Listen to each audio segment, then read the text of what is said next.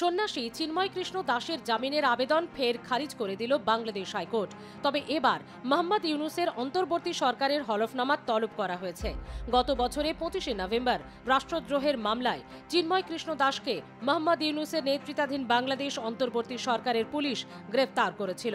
তারপর থেকে তিনি জেলেই রয়েছেন। এর আগে একাধিকবার তাঁর জামিনের আবেদন খারিজ হয়েছে। মঙ্গলবারও যে জামিন পাবেন এমন আশা ক্ষীণই ছিল। সুতরাং যা হওয়ার তাই হলো, জামিন পেলেন না সন্ন্যাসী। গত 2রা জানুয়ারি চট্টগ্রামের আদালত চিন্ময় কৃষ্ণ দাসের জামিনের আর্জি ফের খারিজ করে দেওয়ায় তিনি হাইকোর্টে আবেদন করেন। তাকে জামিন না দেওয়ার যুক্তি হিসেবে সরকার পক্ষের আইনজীবীর বক্তব্য ছিল, চিন্ময় কৃষ্ণের নামে দেশদ্রোহিতা ছাড়াও আরও কয়েকটি মামলা রয়েছে, পুলিশের তদন্ত এখনো শেষ হয়নি। এই অবস্থায় তাকে জামিন দেওয়া হলে তদন্ত বিঘ্নিত হবে। এদিকে সন্ন্যাসীর আইনজীবী দাবি করেছিলেন তিনি অসুস্থ, তার চিকিৎসার প্রয়োজন।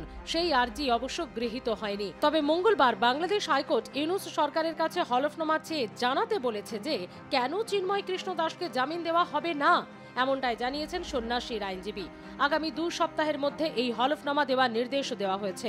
বাংলাদেশে ইসকনের সাধু চিন্ময় কৃষ্ণ দাস সহ সমস্ত গ্রেফতার হওয়া হিন্দু যেন স্বচ্ছ বিচার পান, এই আবেদন করে গোটা বিষয়টির নিন্দা আগেই করেছে ভারত সরকার।